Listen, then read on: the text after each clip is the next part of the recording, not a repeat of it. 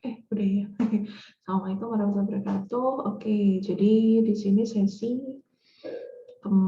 tadi sudah yang apa yang barusan demensia. Nah, sekarang sesuai yang saya janjikan di pertemuan sebelumnya, di video sebelumnya terkait gangguan mental organik. Mungkin pernah dengar organic mental disorder, mental organic disorder. Nah, itu sinonim. Ada nggak sih sinonim yang lainnya? Ada. Di sini kita bahas satu persatu ya. Oke, review dulu. Kalau pemeriksaan psikiatri itu mutlak yang perlu dicari nantinya adalah status mental. Gunanya penegakan status mental untuk menentukan diagnosis dan arahan terapi. Nah, di video perkuliahan belajar psikiatri yang sebelumnya, kita sudah belajar delirium dan demensia. Kalau delirium yang terganggu fungsi attention, awareness, berlangsung pada period short of time, jadi pada beberapa waktu, dan harus disertai bukti bahwa didapatkan keterlibatan gangguan fisik medis yang mendasari, tidak boleh merupakan bagian dari koma, dan disertai gangguan pada fungsi kognitif. Oke, itu kalau delirium. Bisa karena faktor intrakranial, ekstrakranial, ataupun faktor metabolik. Kalau demensia yang terganggu adalah fungsi kognitifnya, ya, disertai pada beberapa domain, bisa fungsi memori, fungsi bahasa, fungsi keseharian, hingga didapatkan impairment. Makanya kita sebutkan ada major and mild neurocognitive disorder. Kalau major berarti impairment-nya berat, ada substantif gejala yang sangat berat, sedangkan mild yang bersangkutan masih bisa melakukan pekerjaan fungsi harian sehari-hari tanpa adanya caregiver. Kalau sudah major neurocognitive disorder, maka itu gejalanya berat dan membutuhkan pantauan dari caregiver. Kalau yang major and mild neurocognitive disorder, penyebabnya banyak, bisa karena Alzheimer, Lewy bodies, frontotemporal, atopic disease, kemudian bisa karena Parkinson, HIV, ya, beberapa gejala disertai dengan kondisi BPSD, behavioral and psychological symptoms of demensia, yang merupakan perpaduan dari kondisi apatis, agresi, agitatif, depresi, psikotik, mania, ataupun gejala yang lain.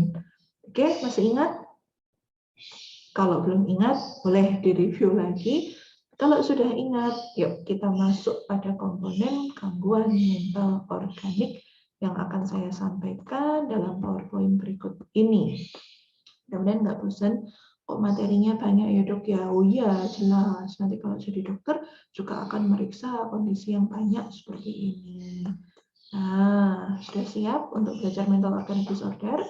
Gak apa-apa, sambil disiapkan camilannya, minuman, jadi biar tetap bisa konsentrasi sepenuhnya. Sama seperti sebelumnya, kalau ada suara-suara selain suara saya, mohon bisa diabaikan saja terlebih dahulu. Oke, jadi disclaimer-nya tetap, ya, ini untuk pembelajaran saja, bukan yang lain-lain. Untuk pembelajaran mahasiswa kedokteran yang sedang belajar psikiatri, untuk membantu dokter muda mereview kembali materi, membantu para GP, barangkali nggak sempat untuk kuliah psikiatri lagi, tidak sebagai proses mendiagnosis diri sendiri ataupun temannya, tidak menggantikan proses pemeriksaan klinis ataupun terapi yang berjalan, dan tolong tetap mempelajari sumber lain yang valid. Nah, previous video saya sudah menyampaikan yang sebelumnya kita belajar tentang demensia.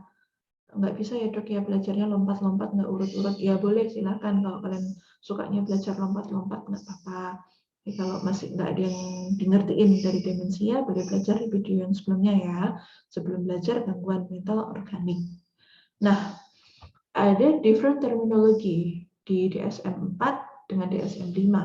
Kalau di DSM-5 kita nggak sebut itu sebagai mental organic disorder, but it already changed with neurocognitive disorder. But for education purpose only, we still need to learn and understanding about mental organic disorder. Gitu ya, bukan berarti dokter UUL nggak ada kerjaan terus jelasin tentang ini, enggak. Tetap kita perlu jelasin ini ya. Apalagi untuk pembelajar baru, untuk yang semester 5 yang baru belajar psikiatri, biar ngerti, oh ini ya maksudnya dokter UUL gitu. Delirium and dementia topic will be discussed in another session, not on this slide. We have already talked about it in 2 videos before, so you can open it and repeat it slowly and slowly and slowly. Okay, are you ready for a mental organic disorder? Yes, okay. Sedikit kita menyinggung bahwa gangguan psikiatri itu, gangguan psikiatri itu kalau kita melakukan coding diagnosis itu codingnya F, ya. Kalau penyakit yang lain apa dok? Oh banyak, kode diagnosisnya beda-beda. Kalau psikiatri itu kita pakai F, mulai dari F0 sampai F9. Oh, kalau ada kode diagnosis menggunakan kode F, berarti itu miliknya gangguan psikiatrik. Nah, untuk F0, ini merupakan blok dari mental organic disorder. Kita bisa kenal itu di DSM-5 sebagai neurocognitive disorder. Udah ya, nggak bingung lagi ya, ini sinonim. Nah, kenapa kita bilang itu mental organic disorder? Because it's related with disease or directly correlated with brain or systemic that resulted in brain dysfunction. So we can call it symptomatic mental disorder. Jadi gangguan jiwanya itu merupakan kondisi sekunder akibat gangguan yang berhubungan langsung dengan otaknya atau sistemiknya sehingga menyebabkan disfungsi dari otaknya. Gitu ya. Jadi penyebabnya itu lebih ke arah fisik organik. Makanya kita sebut itu mental organic disorder. Ada yang bersifat primer, ada yang sekunder. Kalau yang primer bisa karena head trauma, trauma kepala, habis kecelakaan misalnya gelundung itu kan nggak pakai helm mungkin. Itu juga bisa ketika diikuti mengalami kondisi-kondisi yang mengarah pada gangguan psikiatri. Atau infeksi, ada vascular disease, ada tumor or malignancy. Kalau sekunder ya metabolic disorder, bisa karena paparan toksin, bisa karena hipoksia. Itulah yang menyebabkan kondisi mental organic disorder. Ingat, bisa primer, bisa sekunder, dan disebabkan oleh komponen itu tadi. Onsetnya ya bisa terjadi pada semua usia, nggak hanya pada usia tua. Kalau demensia yang sebelumnya saya sudah sebutkan ya, age older correlated with demensia. Nah, kalau mental organic disorder ini, semua usia bisa memiliki resiko yang sama, karena onsetnya bisa di semua usia. But then begins in adulthood or old age, memang demikian. Karakteristiknya seperti apa? Dia bisa saja reversible atau irreversible, tergantung sumber gangguannya apa. Nah, main feature-nya seperti apa? Gejala utamanya yang pertama adalah cognitive function disturbance. Jadi ada gangguan pada memorinya, proses berpikirnya, proses pembelajarannya, ada juga sensorium disturbance, jadi yang terganggu awareness dan atensinya. Awas, hati-hati, hampir menyerupai kondisi delirium. Jadi di sini muncul lagi nih 2A, awareness and attention-nya terganggu. Ada syndrome with prominent symptoms manifestation, bisa mengalami gangguan persepsi, bisa mengalami gangguan pada isi pikir, bisa mengalami gangguan mood. Kok mirip ya dok sama delirium? Ya, makanya dia masuk pada blok F0. Kalau delirium F05, kalau gangguan mental organik ada di F06. Itu ya, makanya dia masuk dalam kode F0. Oke, pelan-pelan.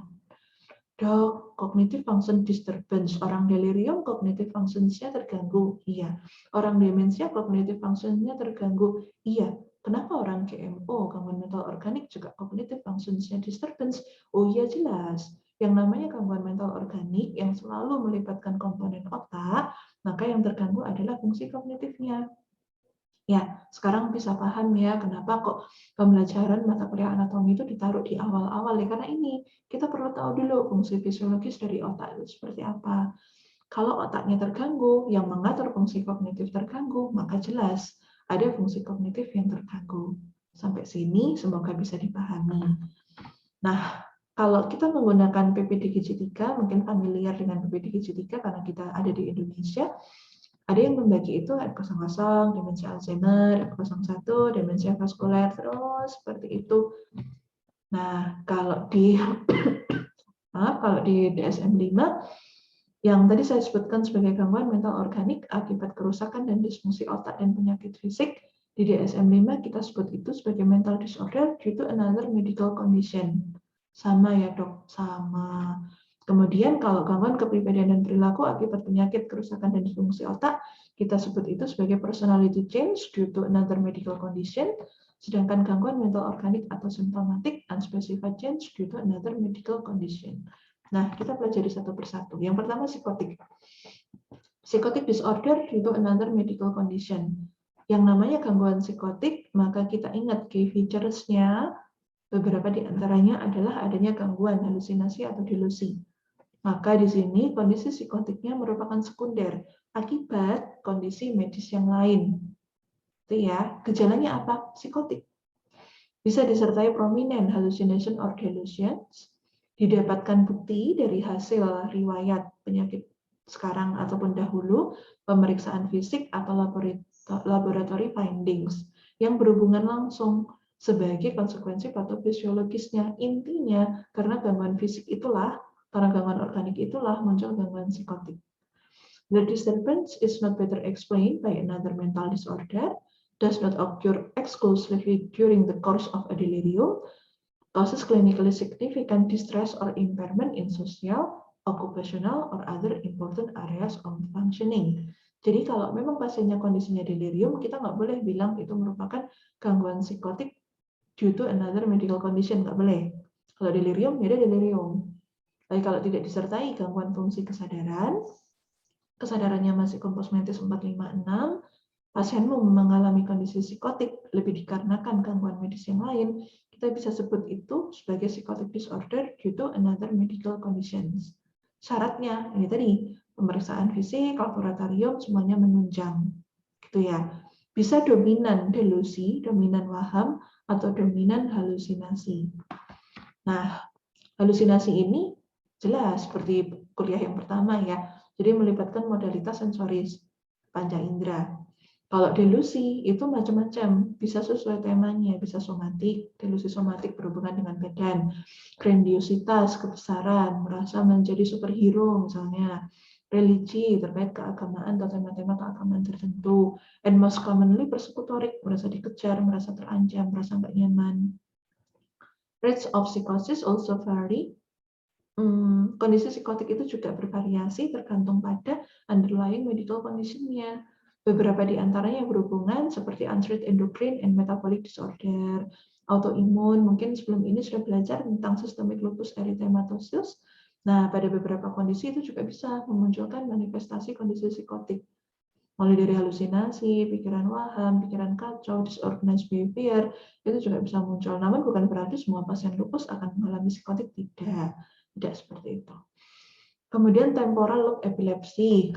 Nah, pada pasien-pasien dengan epilepsi lobus temporal, ini sering sekali akan mengalami gejala berupa halusinasi.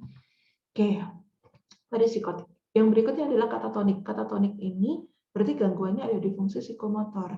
Bisa stupor, nggak ada aktivitas psikomotor sama sekali. Bisa katalepsi, bisa waxy flexibility, mutism, negativism, posturing, mannerism, stereotipik, agitasi, grimace, ekolalia, ekopraksia. Ya, nanti di gangguan psikotik kita juga belajar lagi tentang gangguan katatonik ini. Yang membedakan apa? Sekali lagi harus jelas kriteria B-nya karena another medical condition. Gitu ya, nggak boleh merupakan bagian dari delirium, nggak boleh karena gangguan mental yang lain, dan mengganggu fungsi sosial, pekerjaan, atau fungsi penting lainnya. Jadi di sini yang namanya katatonik itu selalu berhubungan dengan motoriknya, entah motorik meningkat atau motorik yang menurun. Nah, beberapa gangguan fisik atau gangguan organik yang bisa menyebabkan diantaranya neoplasma, trauma kepala, cerebrovascular disease, encephalitis, atau metabolic kondisi, bisa karena hiperkalsemia, hepatic encephalopathy, homocystinuria, atau diabetik ketoasidosis. Oh, yang terganggu motoriknya dok, iya. Contoh negativism, jadi nggak ada respon ketika diberikan instruksi atau dibentuk stimulus eksternal. Jadi kita mau menggerakkan pasiennya itu, dia nggak berespon. Atau mengalami agitasi, jadi nggak dipengaruhi stimulus eksternal pun pasienmu gelisah. Pada pasien dengan diabetik ketoasidosis misalnya, dalam kondisi yang tidak sadar, karena ketoasidosisnya, kemudian mengalami agitasi, kita bisa berpikir, jangan-jangan ini bagian dari catatonic disorder. Oke, sudah mulai pusing belum? Semoga belum. Jadi tadi sudah ya, psychotic disorder, yaitu another condition. Kemudian yang kedua adalah catatonic disorder. Nah, berikutnya adalah depressive disorder. Oh, tadi ada psikotik, tadi ada catatonic, sekarang depresi. Berarti gejalanya menyerupai pasien depresi, dok?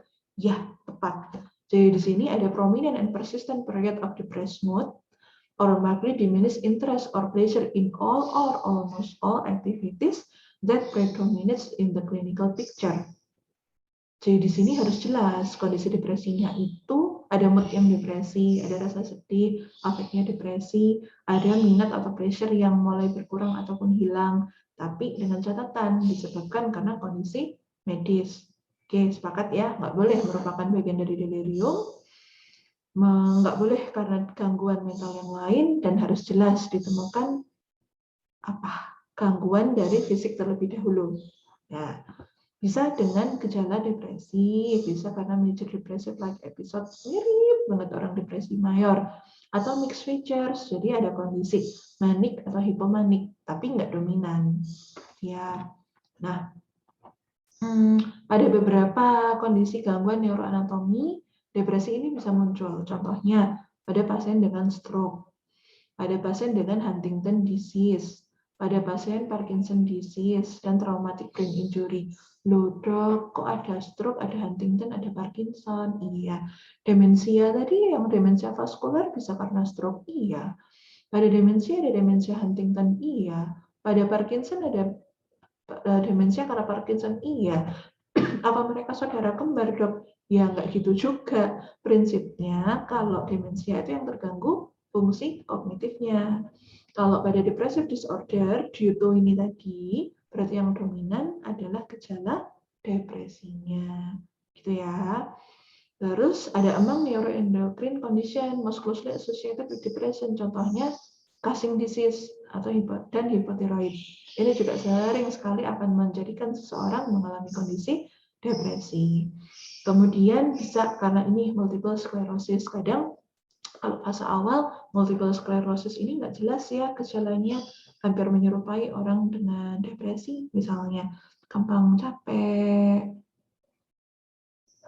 mudah lelah meskipun dengan aktivitas yang sama, tapi setelah dievaluasi dalam jangka panjang ternyata multiple sclerosis gitu kan. Biasanya dari sejawat neurologi yang sering mengkonsultasikan tentang ini. Nah, ada juga bipolar and related disorder, yaitu another medical conditions. Oh, tadi ada depresi, sekarang ada bipolar ya dok ya? Iya, kalau bipolar di sini, dia elevated, dia meningkat, ada expansive atau irritable mood. Nah, kalau depresi tadi depresi, kalau bipolar ini elevasi, bisa dalam kondisi manik ataupun hipomanik atau kondisi campuran. Dengan catatan disebabkan karena gangguan fisik medis. Contohnya apa? Nah, bisa karena casing. Tadi casing bisa bikin depresi. Iya, tapi pada waktu yang berbeda, dia juga bisa loh mengalami kondisi manik atau hipomanik. Multiple sclerosis juga sama. Pasien stroke ataupun traumatic brain injuries juga iya. Jadi kalau ada pasien yang mengalami kondisi ini, setelah itu mengalami gejala menyerupai orang bipolar, barangkali bipolarnya merupakan kondisi sekunder akibat medical condition-nya. Gitu ya. Nah, this condition may remit before or just after the medical condition remits. Jadi bisa saja mengalami perbaikan. Nah, treatmentnya sama dok. Ya, sama sih. Tapi paling tidak faktor organiknya harus diterapi terlebih dahulu. Nah, kalau anxiety, ya udah pasienmu cemas, bisa menunjukkan gejala panik atau kecemasan sebagai gejala yang predominan. Itu ya. Penyebabnya apa? Oh, lebih banyak ternyata endocrine disease, contohnya hipertiroid, pheochromocytoma, hipoglikemi, hiperadrenocorticolism, ini juga bisa. Karena gangguan kardiovaskuler, bisa karena respiratory illness, bisa metabolic disturbances, bisa neurological illness.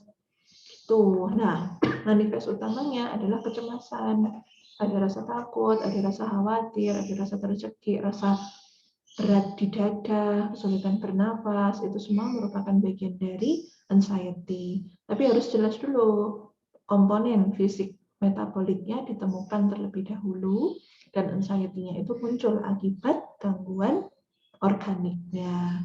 Sepakat ya, jadi nggak boleh sama kayak tadi. Jadi kriteria B, C, D, E semuanya sama. Yang membedakan adalah main feature-nya, gejala utamanya. Kalau psikotik ya gangguan psikotik, kalau katatonik ya berarti psikomotornya terganggu, kalau depresi dominan mood affect-nya depresi, bipolar berarti ada elevated, ada expansive dari irritability dari mood-nya. Sekarang anxiety ya yang terganggu kecemasannya. Nah, ada lagi dok obsesif kompulsif. Iya, jadi pikirannya obsesi, kompulsi merupakan manifestasi dari pikiran, sehingga psikomotornya yang kompulsi. Dia preokupasi dengan penampilan, ada perilaku hoarding, skin picking. Jadi skin tuh kulit picking tuh pick. Jadi kayak apa ya? Kok pick. Jadi kayak apa? Mencederai kulit ya, dicubit-cubit gitu, hair pulling, tarik rambutnya. Other body focus, repetitive behavior. Jadi ada perilaku yang bersifat repetitif yang ditujukan pada tubuhnya gitu, atau bisa manifest dari obsessive compulsive related disorder. Sama seperti tadi untuk kriteria B, C, D, E-nya.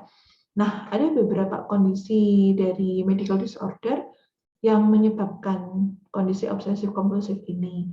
Contoh ya, pada gangguan di striatal. Striatal kompleks yang disebabkan infark cerebri itu juga bisa manifestasinya pasiennya mengalami gangguan obsesif kompulsif. Jadi pikirannya terpusat pada suatu benda, pada suatu ide, akhirnya kalau nggak dilakukan cemas. Sudah dilakukan, kompulsinya sudah muncul, agak reda sedikit, tapi cemas lagi, akhirnya melakukan lagi, pikirannya terpusat pada itu lagi. Itu loh maksudnya obsessive compulsive disorder. Nah, yang berikutnya adalah, bukan yang terakhir ya, yang berikutnya, personality change. Yang terganggu apanya dok yang berubah? Personality-nya, kepribadiannya. Bisa gitu ya, ada kepribadian berubah. Bisa saja, tapi tolong diingat, ini due to another medical condition. Ya, jadi ada persistent personality disturbance that represent a change from the individual's previous characteristic personality pattern. Kata kuncinya adalah previous, change from the individual previous. Sebelum sakit tuh kayak apa sih kepribadiannya? Terus setelah sakit itu gimana toh? Tuh, ya. Nah, ada yang tipe labil, ada yang disinhibited, jadi impulsnya tuh jelek banget gitu ya. Ada yang agresif, menyerang, ada yang apatetik, ada yang paranoid, ada yang mungkin nggak disebutkan di sini, ada yang kombinasi. Tuh, dengan catatan, itu tadi sama kriteria BCDE-nya. Oke? Ada beberapa kondisi yang menyebabkan hampir sama seperti tadi, entah itu neoplasma, entah itu head trauma, cerebrovascular disease, hingga autoimmune conditions. Oke, unspecified berarti tidak memenuhi dari kriteria yang sudah saya sampaikan tadi. Nah, pelan-pelan, take your breath if you understand about all topic that I said tentang gangguan mental organik. Shall we try with case illustration? Oke, take a deep breath dulu, pelan-pelan dulu, sebelum kita masuk ke kasus. Oke, 1, 2, 3. Oke, kita masuk. Male, 20 years old, referred by neurologic department. On December 2019, he got seizure in class, tonic-clonic seizure lasting in 2 until 3 minutes and unconscious during seizure. He said cannot remember what already done, but in the meantime, his friends feels annoyed with his behavior, which becomes strange, sensitive, easily angry, and bursts of tears. Looks like talk to others, but there is no people around. So we can conclude this patient had already hallucination. Okay, easily angry. Jadi di sini ada gangguan dari moodnya, perasaannya, dan perilakunya. Nah, on February next year, seizure frequency increased, easily fainting in college, and then admitted to hospital. From the electroencephalography on generalized spike and wave becomes fragmented with sleep deprivation, and then generalized fast rhythmic spike seen in the tonic stage. Jadi hasil EEG-nya ditemukan abnormalitas nih. Akhirnya dari sejawat neurologi dikonsultasikan ke psikiatri, dan observasi di bangsal kita dapatkan pasien looks agitated, throwing anything behind, sangat gelisah. Dia melempar, kebetulan pasien saya, dia melempar saya dengan apapun yang ada di sekitarnya, melempar bantal, melempar guling, melempar gelas, melempar sembarang macam. Dokter nggak marah, enggak, dimaafkan ya. Kemudian uncomfortable, because many people see him like ugly man. Padahal no people around. Jadi saat itu setelah dia tenang gitu ya, dia sudah bisa mengenali saya adalah psikiater yang merawat. Dia mengaku, saya nggak nyaman dok, orang lain melihat saya itu orang yang sangat jelek, padahal di situ nggak ada orang sama sekali. Tapi dia yakin ada orang yang melihatnya. He'll smell awkward inward, padahal di situ nggak ada. Dia merasa mencium bau busuk, jadi hidungnya merasa mencium bau busuk, padahal di situ nggak ada bau apa-apa. Dan lost association in his stuff, jadi pikirannya itu longgar banget, ada lompat-lompatan pikiran, kalimat yang dia sampaikan pada saya. Nah, di sini kita dapat ya, untuk fisik organiknya dikarenakan seizure, karena epilepsinya, dan hasil EEG-nya memang menyatakan pasien ini epilepsi. Kemudian dari psikiatriknya kita terpikir apa? Jadi di sini ada psikomotornya yang terganggu, ya motoriknya berubah. Dia ada halusinasi visual, ada halusinasi ini penciuman, kemudian dia ada gangguan pada perilakunya, ada disorganized speech, ada disorganized behavior. Berdasarkan hasil observasi kita di bangsal, maka kita bisa berpikir bahwa ini merupakan bagian dari gangguan mental organik. Yang mana? Nah, pertanyaannya yang mana? Nah, kalau yang seperti ini kan sudah muncul nih, ada gangguan halusinasi, ada gangguan waham karena dia meyakini ada orang yang mengejar dia, ada waham persekutorik, kemudian ada disorganized speech, ada disorganized behavior, maka ini merupakan bagian dari gangguan psikotik. Jadi kita bisa mendiagnosis psychotic disorder due to another medical condition. Jadi akses satunya itu, sedangkan akses 3 karena epilepsi. Nah, oke. Tadi male, sekarang female. Second case, female 23 years old, referred by neurologic department with history of allergic with ibuprofen and amoxicillin. On December 2019, suddenly fainting in class, cannot move her leg and totally blurred vision and numbness, and she also got paralysis. Sekilas kita bisa berpikir apa jangan-jangan ini ya CVA ya, karena ada paralisisnya, ada numbnessnya, cannot move her leg, pingsan lagi nggak sadar. Mungkin karena CVA usianya kok muda, ya bisa saja CVA terkena pada usia muda gitu toh. Nah, neurology examination assessed with CVA routinely control for her symptoms after discharge from hospital. And then reassessment on early 2018 due to repeated symptoms in difficulty walking. In 2020, saya yang salah nulis di situ. Ada blur vision, ada muscle stiffness, problem with balance and coordination, and then learn with signs positive. Oh, ada sesuatu nih. Udah di-assess dengan CVA, tapi kok masih ini ya, kok ada perburukan ya. Dan ada learn with sign positif. Apa itu learn with sign positif? PR ya, cari ya. Dan kemudian pada bulan Juni 2020 sudah mulai ada gangguan namanya osilopsia. Jadi ada penglihatan, fungsi penglihatannya mulai terganggu nih. Dia merasa mampu melihat, bendanya ada, tapi sudah mulai misinterpretasi. Gitu ya, nanti di pelajaran kuliah mata nanti kalian akan memperdalam ini. Kemudian berdasarkan CFS analisis didapatkan oligoclonal ring dan ada peningkatan IgG. Wah, apa ya dok ya ini ya? Oke. Kemudian pada Januari di tahun ini, awal tahun ini, karena tahun 2021 ya, ada tentamen suicide, ada percobaan bunuh diri. Patient said desperate with her disease progress experience. Nggak ada progresnya sama sekali ya dok ya, saya harus minum obat seumur hidup ya dok ya, saya merasa putus asa dengan diagnosis saya sendiri, dan saya merasa ini adalah akhir dari hidup saya. Nah, she even said like that. And then from the neurologic doctors, consult to psychiatry, and then I have observation inward, she looks agitated, really dysphoria and crying a lot, with a lot of suicidal ideation, repeated non-suicidal self-injury, such as membenturkan kepala ke tembok, ketika melihat ada kendaraan berjalan dia ingin menabrakkan diri sendiri, starting, berulang, and then cognitive function disturb with anhedonia. Nah, ternyata setelah kita lakukan evaluasi dan berdasarkan hasil diskusi dengan neurolognya, yang bersangkutan ini mengalami kondisi multiple sclerosis. Ya memang saya tidak menutupi bahwa kecanggihan media menyebabkan pasien kita sangat mudah sekali mengakses informasi sehingga dia membaca, oh prognosisnya jelek banget, ini saya sudah mati sebelum saya mati yang sebenarnya, gitu kan. Nah, kalau dari sini kita bisa mendiagnosis untuk aksis 3-nya ya berdasarkan diagnosis dari dokter neurolognya bahwa ini adalah kasus multiple sclerosis. Kemudian dari psikiatriknya apa nih? Oke, kita sepakat ini gangguan mental organik.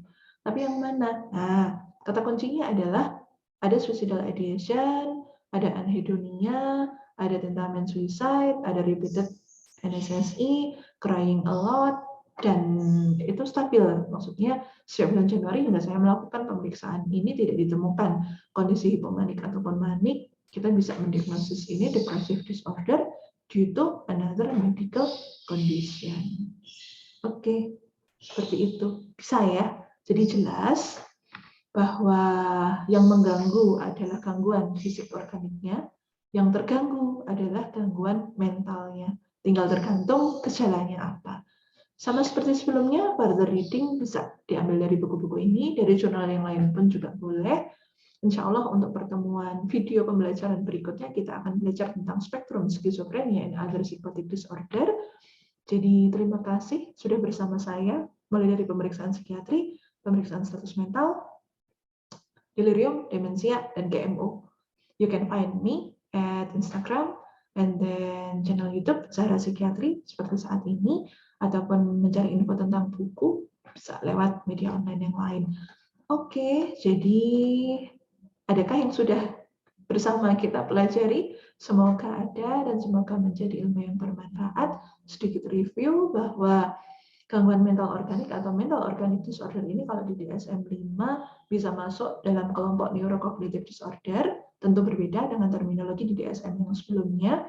Kemudian yang terganggu berdasarkan main feature-nya, kita bisa mengkelompokkan berdasarkan kelompok gejala, gitu ya, mutlak harus ditemukan berdasarkan hasil pemeriksaan, riwayat medis saat ini, riwayat medis terdahulu, pemeriksaan fisik ataupun laboratorium yang menyebutkan bahwa adanya gangguan fisik organik yang mendasari, tidak boleh bagian dari delirium, kemudian tidak boleh dikarenakan gangguan mental yang lain, gitu ya. Jadi mutlak lebih disebabkan sekunder akibat fisik organiknya.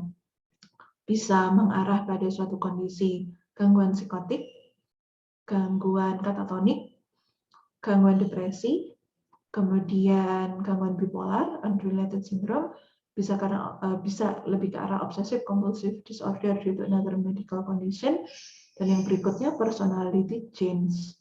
Nah, terapinya gimana dok? Ya terapinya sesuai kondisi yang mendasari. Jadi faktor organiknya diterapi dulu, kita ngikut dari leadernya. Leadernya siapa? Neurolog kah? Kalau di kasus tadi kan neurologi ya, kedua kasus neurologi yang saya tangani. Neurolognya tetap jalan, kita mengikuti, pertimbangkan kombinasi atau interaksi pengobatan dan kondisi klinis psikiatrik saat itu. Oke, semoga bermanfaat apa yang saya sampaikan dan kita akan melanjutkan dengan kuis sesuai dengan jam pembelajarannya.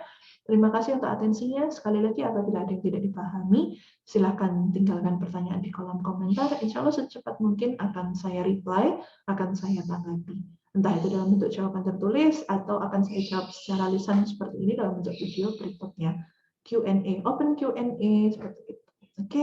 Barangkali seperti itu dulu yang bisa saya sampaikan. Terima kasih untuk atensinya. Semoga jadi ilmu yang bermanfaat. Ketemu lagi di video pembelajaran berikutnya. Assalamualaikum warahmatullahi wabarakatuh. Dan salam sehat jiwa.